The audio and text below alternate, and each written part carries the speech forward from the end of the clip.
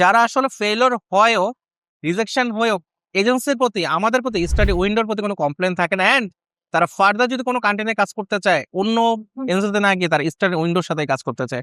আপনাদের তো সবসময় সাকসেসের গল্প শুনি, আচ্ছা, ফেইলিয়ারের গল্পটা আসলে শোনা হয় না। সাকসেসের আজকে আমি সাকসেসের গল্প শুনতে চাচ্ছি না, আমি ওরকম কোনো ভিসা রিফিউজ হয়েছে এরকম কিছু যদি থাকতো। আচ্ছা, সাকসেসের আমরা সাকসেসের গল্পটা বেশি এই কারণেই, অনেক সময় হয় কি যে আমাদের যখন ভিসা রিজেকশন গুলো হয়, কারণ সবসময় সবার সাকসেস এরকম কিছু না, কারণ আমরা হয়তো বা তাদেরকে একটা সহায়তা করতে পারি, কিন্তু ভিসা সাবমিশনের পর কিন্তু এম্বাসিরই হাতে থাকে সবকিছু, যে আসলে তার ভিসাটা আদৌ হবে কি হবে না। এখানে কিন্তু কোনো এজেন্সির কোনো কিছু করার ক্ষমতা থাকে না।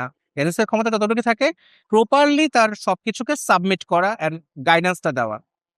আর যেটা আপু জিজ্ঞাসা করলেন যে ফেলিওর বিষয়টা, আমাদের এই জন্যই সাকসেসটা বেশি শোনা হয়, যারা আসলে ফেলিওর হয়েও, রিজেকশন হয়েও এজেন্সির প্রতি, আমাদের প্রতি, স্টাডি উইন্ডোর প্রতি কোনো কমপ্লেন থাকে না। অ্যান্ড তারা ফার্দার যদি কোনো কন্টেন্টে কাজ করতে চায়, অন্য এজেন্সিতে না গিয়ে তারা স্টাডি উইন্ডোর সাথে কাজ করতে চায়।